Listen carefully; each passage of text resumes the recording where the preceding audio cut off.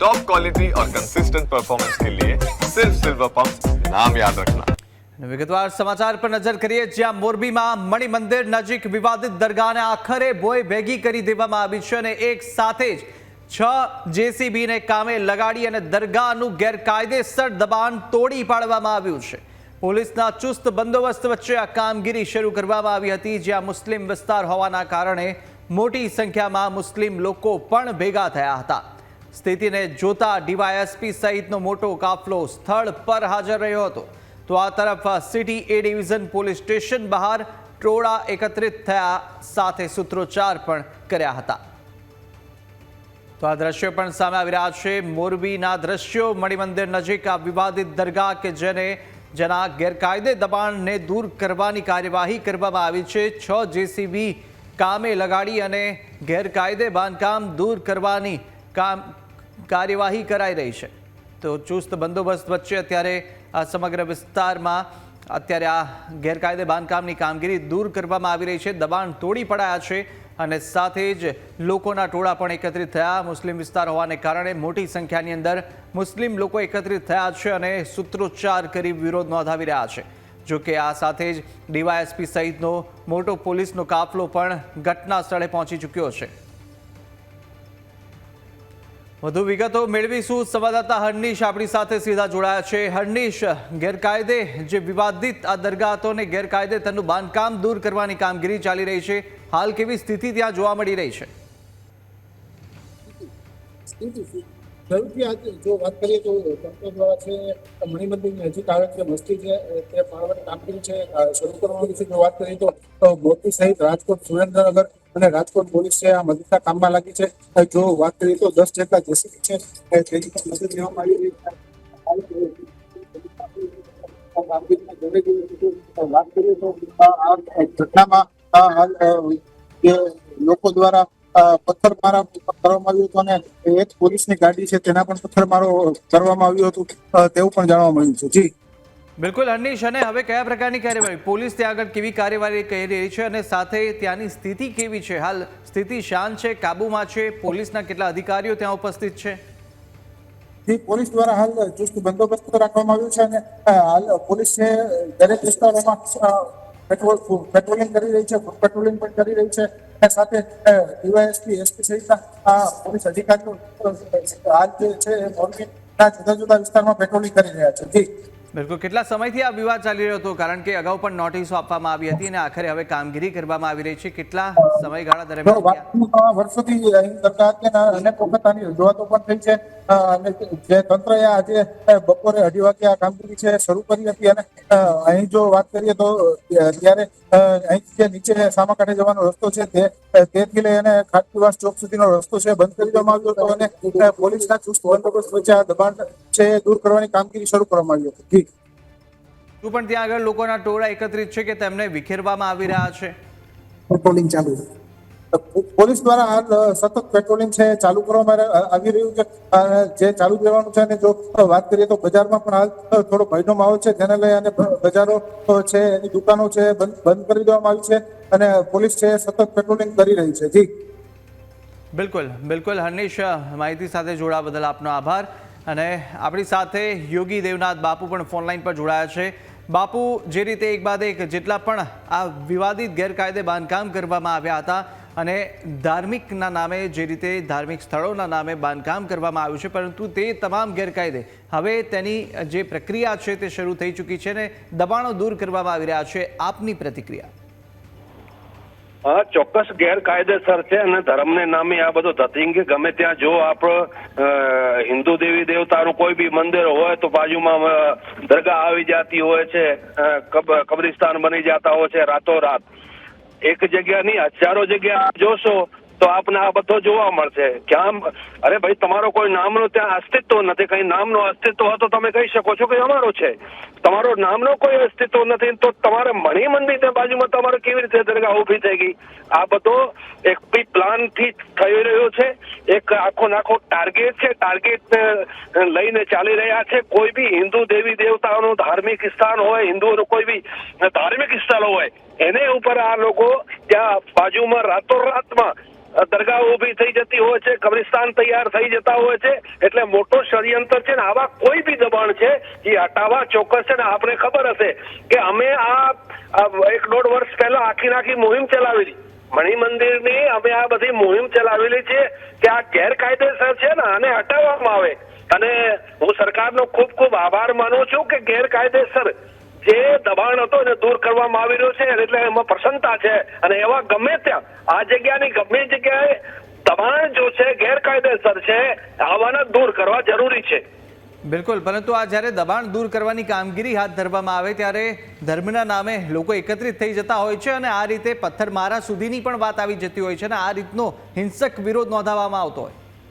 આ તો મોનોપોલી છે, આ તો બધું આખો પ્લાનિંગ કરેલો હોય છે કે ભાઈ ગમે તે આપણે હટાવવામાં આવે તો આપણે બધાને ભેગા થઈ જવાનું છે, બધાને પથ્થર હાથે લઈ લેવા છે, પથ્થરબાજી કરવી છે, પ્રશાસનને સામે પડવું છે, એટલે આપણે આપણો જોર બતાવશું તો હટાવી નહીં શકે. અરે ભાઈ તમારો જોર નહીં ચાલે, ગેરકાયદેસર છે. અને સાથે એ પણ કહેવા માંગુ છું કે અમુક જો સેક્યુલર જેને આપણે અહીંયા ફૂટેલા હિન્દુઓ કે ને એનો પણ સમર્થન હોય છે.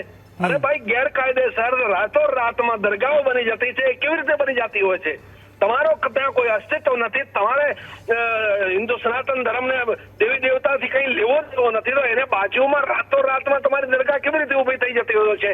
એટલે એ પ્રી પ્લાનિંગ છે, અને એમાં જો અમુક સેક્યુલર હિન્દુ છે એને પણ મિલી ભક્તિ હોય છે, એટલે આવા ગમે તે તત્વો હોય ગમે જગ્યા કરતા હોય છે એને દૂર કરવાની જરૂર છે. આ ખાલી એક મણિ મંદિરના બાજુમાં નથી, આપ જોશો ગમે ત્યાં જશો હિન્દુ મંદિરને આજુબાજુમાં આપને દરગાહ જોવા મળશે. તો ભાઈ દરેક મંદિરના બાજુમાં દરગાહ કેવી રીતે આવી જતી હોય છે?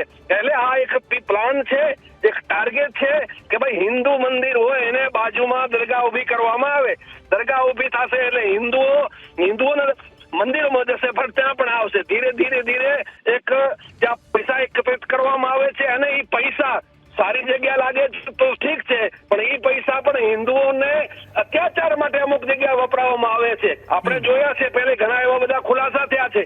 એ ખુલાસામાં એ આવ્યો છે કે હિન્દુઓ ઉપર અત્યાચાર થવામાં આ પૈસા ઉપયોગ થાય છે, હિન્દુઓના પૈસા હિન્દુઓને ઉપર અત્યાચાર થાય છે. એટલે મારું માનવું છે ગમે ત્યાં આની બીજી ગમે તે જગ્યા હોય સર આવા બધા બનેલા હોય ને એને દૂર કરવા જરૂરી છે. અને હું સરકારની ખૂબ પ્રસન્નતા કરું છું, હું ખૂબ એના વખાણ કરું છું અને એનો આભાર પ્રગટ કરું છું. એવા ગેરકાયદેસર ગમે ત્યાં છે એ હટાવે છે ને આને પણ હટાવી રહ્યા છે.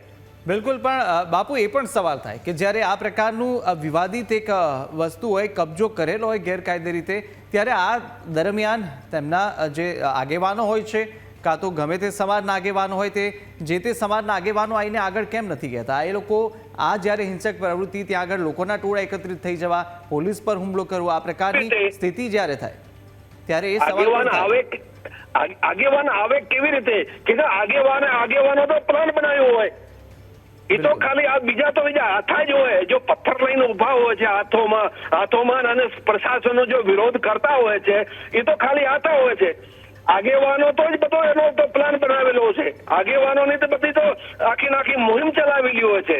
એટલે એ તમારો કામ થઈ, એ લોકોનો કામ થઈ જાય, પતી જાય, પછી મોટા હવે પ્રવચન આપતા હોય છે, મોટા ડાયલોગ આપતા હોય છે, અમે ભાઈ બિલકુલ રહીએ છીએ, આવું ઘણી બધી વાતો કરતા હોય છે, પણ હકીકત એ નથી. હકીકત એ છે કે જેટલા આગેવાનો છે આગેવાનો જ પ્લાન આ બનાવ્યો હોય કે ભાઈ આવી રીતે કરવાથી તમે પથ્થર લેજો, તમે મારજો, અગર તમે જેલ જાશો તો આપણા પાસે વકીલ છે, પોલીસમાં જાશો તો ફલાણી જગ્યાએ આપણા પાસે આવા માણસો છે. એને માટે બધો આખો ટોટલ પ્લાન તૈયાર કરેલો હોય છે ને આ પ્લાનિંગ દ્વારા જ કામ ચાલતો હોય છે.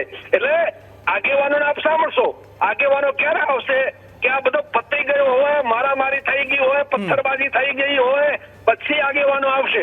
બિલકુલ, શું આગેવાનો અત્યારે નથી? આ લોકોને શું અપીલ નથી કરી શકતા આગેવાનો કે ભાઈ આ ખોટો થાય છે અને આ ગેરકાયદેસર એને પ્રશાસન હટાવીએ, એમાં વાંધો શું છે? પણ નહીં, કેમ કે જેટલા આગેવાનો હોય છે આખા મુહિમમાં જોડાયેલા હોય છે, આ લોકોની જ મુહિમ હોય છે, એટલે એ મુહિમ દ્વારા કામ કરતા હોય છે. બિલકુલ બાપુ, આપ જોડાયા તે બદલ આપનો ખૂબ આભાર.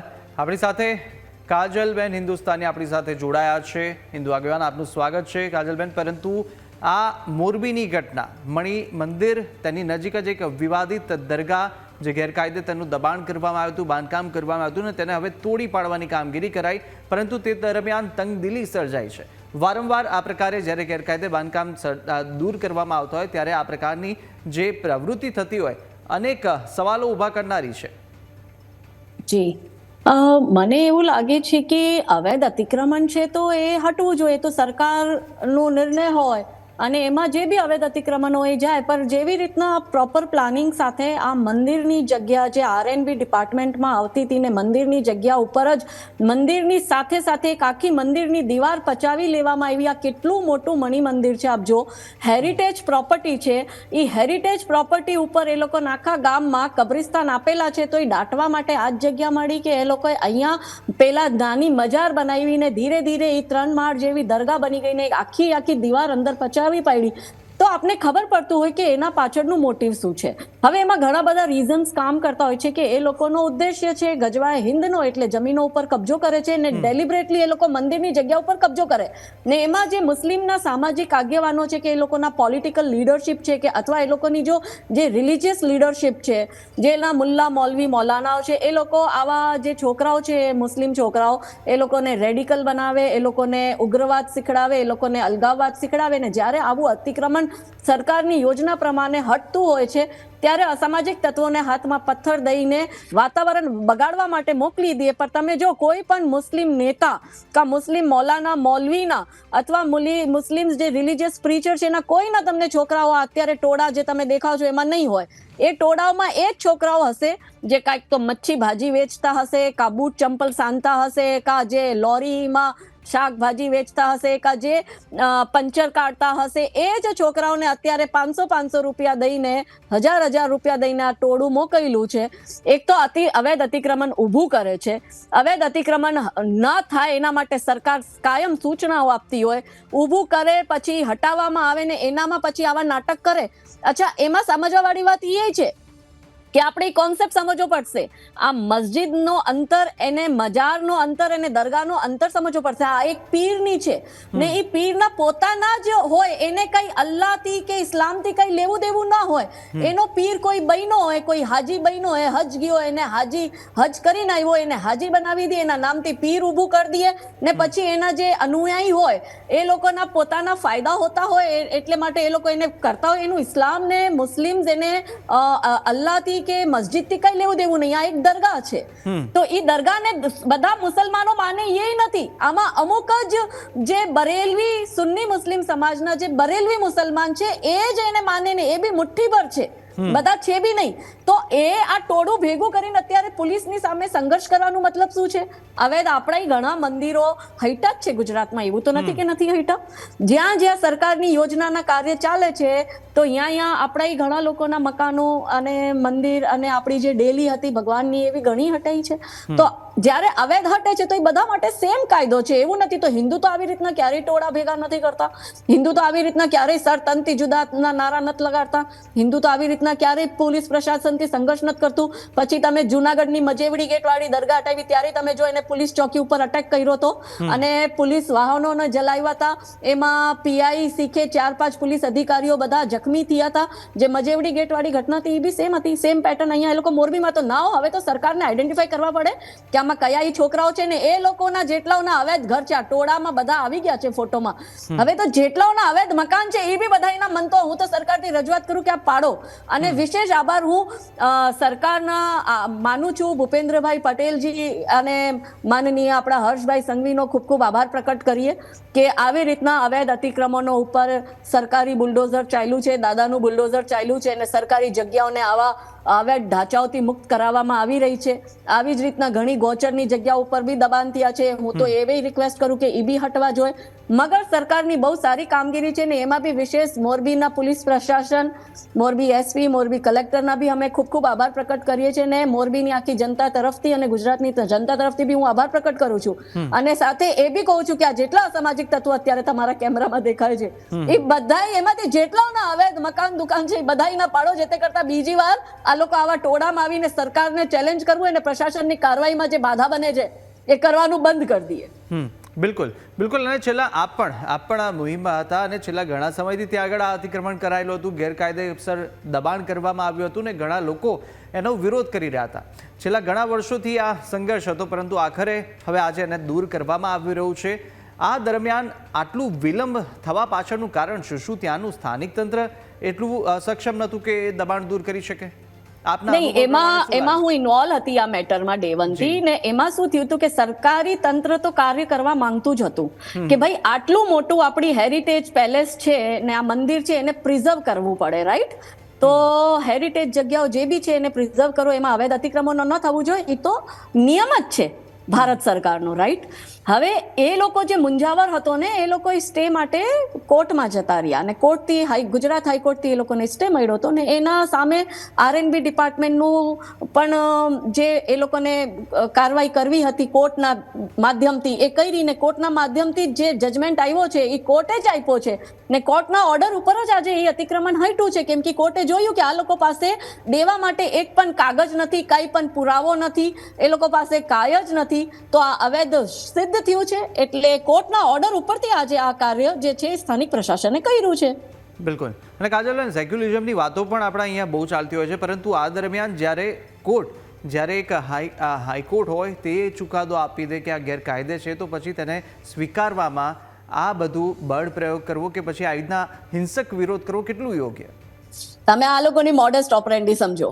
એ લોકોનું ખાલી અહીંયા નહીં આખા ભારતમાં સેમ ચાલે છે કે પોતાના પક્ષમાં જજમેન્ટ આવે તો સેક્યુલરિઝમ, કોન્સ્ટિટ્યુશન, મોટી મોટી વાતો બધી કરશે, पर जो એ લોકોના મનપસંદનું જજમેન્ટ ન આવે तो શું કહેશે, हम तो शरिया से चलेंगे, हम तो शरिया को मानेंगे, हम कोई कोर्ट को नहीं मानते, हम किसी कोर्ट के ऑर्डर को नहीं मानते, અયોધ્યાનું રામ મંદિરનું જજમેન્ટ આવ્યું તો હમ નહીં માનતે, પછી મફતમાં 5 એકર જગ્યા જે કોર્ટે આપી એ પાછી એ લોકોએ લઈ લીધી, પછી હવે એ બંગાળમાં કહે છે કે અમે બાબરી બનાવશો બંગાળમાં, એ બી 6 ડિસેમ્બરે એ જ દિવસ અમે લોકો ત્યાં એનું ઉદ્ઘાટન કરશો, જે તે એ લોકોનું પ્રોસેસો એ કરશો. એટલે તમે સમજ્યા, એ કોઈ કોર્ટને કાનૂન નથી માનતા, એ કેવલ ને કેવલ શરિયાને માને. કોન્સ્ટિટ્યુશન એનો મુસ્લિમ લીડર જે બી હોય એના એક લાઈનમાં 5 વાર કોન્સ્ટિટ્યુશન, ફંડામેન્ટલ રાઇટ્સ, ફલાણું ઢીમકું બધું કરે, મગર એ જ જ્યારે કોન્સ્ટિટ્યુશનની તર્જ ઉપર, કોર્ટના આદેશ ઉપર જ્યારે એ લોકો પ્રશાસનના અધિકારીઓ કાર્ય કરે છે ત્યારે એ બધું જો આ ભીડ તંત્રથી કામ કરે છે. અત્યારે આજે ટોળું આ શું છે, ભીડ તંત્ર છે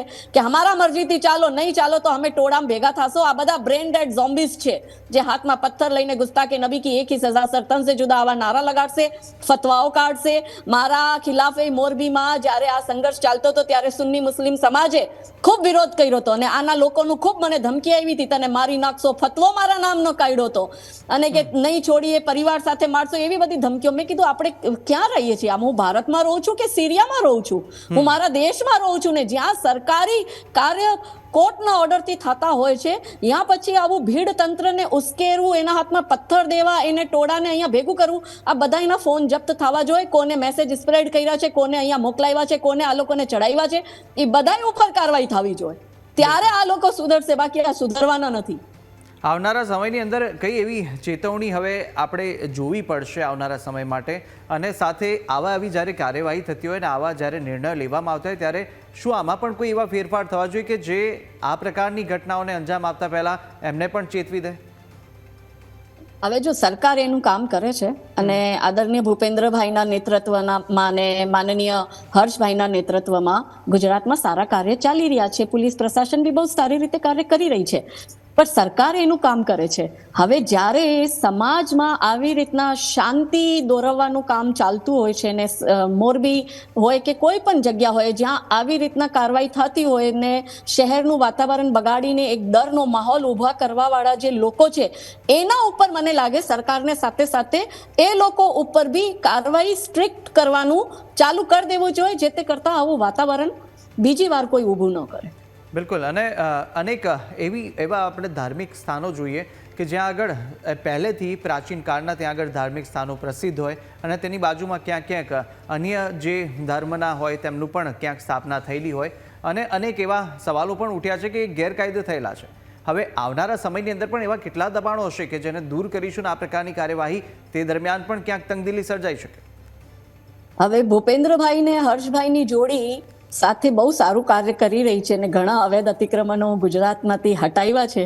એટલે જ્યારે સારું કામ થાય ત્યારે સમાજની અપેક્ષા બી વધતી જ હોય છે અને આઈ એમ વેરી શ્યોર કે માનનીય ભૂપેન્દ્રભાઈ ને માનનીય હર્ષભાઈ બંનેની જોડી આવી જ રીતના સારું કાર્ય કરીને ગુજરાતને અવૈધ અતિક્રમણ મુક્ત કરશે, ગૌચરની જગ્યાઓને પણ છોડાવશે અને આપણા જેટલા બી મંદિરો ઉપર અવૈધ અતિક્રમણ છે, પછી એ સિદ્ધપુરનું હોય કે કર્ણાવતીનું હોય કે પછી મોરબીનું હોય યા જામનગર જ્યાં બી હોય એ અતિક્રમણો હટાવવા જોઈએ ને એમાં સમાજ સરકાર સાથે જ છે, પોલીસ પ્રશાસન સાથે પણ સમાજ છે અને એવી કોઈ પણ ચુનૌતી આવશે એમાં પોલીસ પ્રશાસન સરકારના સાથે ગુજરાતની જનતા સદૈવ રહેવાની છે ને એમને સપોર્ટ કરવાની છે. બિલકુલ કાજલબેન, આપે આશા તો વ્યક્ત કરી લીધી છે કે હજુ પણ આશા છે સરકાર આ તમામ દબાણો દૂર કરશે, પરંતુ હજુ એવા કયા મુદ્દાઓ છે, આને વાત કરીને હટીને બીજા મુદ્દાઓની વાત કરીએ કે જે હજુ પણ તેની પર ક્યાંક સરકારે હજુ ધ્યાન આપવાની જરૂર છે? જો અત્યારે અવૈધ અતિક્રમણની વાત ચાલે છે ને મેં કીધું ને જ્યારે કોઈ સારું કામ કરતું હોય તો એનાથી જ અપેક્ષા હોય ને. હવે આપણા માનનીય ભૂપેન્દ્રભાઈ અને માનનીય હર્ષભાઈ સારું કામ કરે છે એટલે સમાજની અપેક્ષાઓ એમનાથી વધતી હોય છે, એટલે સમાજ ઈચ્છતું હોય કે આ બી કામ થવા જોઈએ, આ બી થવા જોઈએ. કામ બધા થશે, જેમ ધ્યાનમાં આવશે એવી રીતના કામ કરશે, પણ મને એમ લાગે કે સાથે સાથે જે ધર્માંતરણનો વિષય છે ને એમાં બી દક્ષિણ ગુજરાતનો પટ્ટો જે છે જ્યાં આજે પણ જનજાતિ સમાજના લોકોને મિશનરી માફિયાઓ દ્વારા કન્વર્ટ કરવામાં આવી રહ્યું છે, તો એમાં બી શક્તિથી કાયદાનું પાલન થાય ને આ લોકોને એમાં સજા મળે એવું અમે ઈચ્છીએ છીએ કે સરકાર એ વિષયમાં બી કરે જ છે. પણ આવનારા દિવસોમાં જે સ્પીડથી મિશનરી માફિયા કામ કરી રહી છે એ સ્પીડથી સરકારને પર એનો કંઈક કાયદો લાવવો પડે. જેમ આજે અલ્હાબાદ હાઈકોર્ટનો આજે એક ચુકાદો આવ્યો છે, આજ અલ્હાબાદ હાઈકોર્ટે એ કીધું છે કે એ લોકો જે જનજાતિ સમાજમાંથી કન્વર્ટ થઈને ખ્રિસ્તી ધર્મ અપનાવી લીધો છે, પછી ક્રિશ્ચિયનિટીમાં જાતિનું કાંઈ છે નહીં, તો પછી એ લોકોને જે ટ્રાઇબલના પોતાના હિત છે એ બેનિફિટ્સ ટ્રાઇબલને મળવા જોઈએ, એની જગ્યા એ લોકો કન્વર્ટ તો કરી નાખે છે પણ હજુ પોતાનું હિન્દુ ટ્રાઇબલ જ લખે છે ને એના સરકારની યોજનાઓના બધા ફાયદા લાભ એ બધું જ લે છે, કરે છે.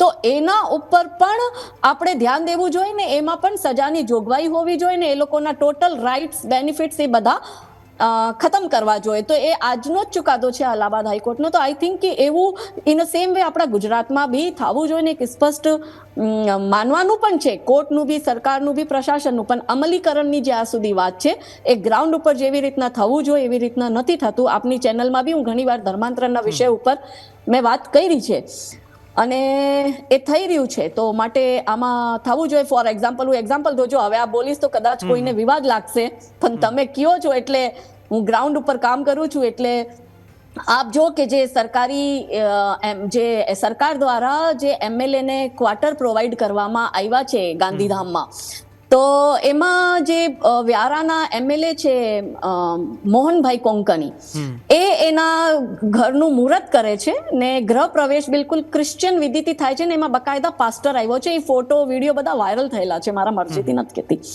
હવે જે મોહન કોંકણી છે એ ટ્રાઇબલ સીટથી, જે રિઝર્વ ટ્રાઇબલ સીટ છે એનાથી 2022ની ચૂંટણી લડ્યા છે. If I am not wrong, જો હું ગલત હોઉં તો મને રોકજો અને જો ગલતી કરું તો માફી માંગવા માટે તૈયાર છું, but correct me if I M wrong.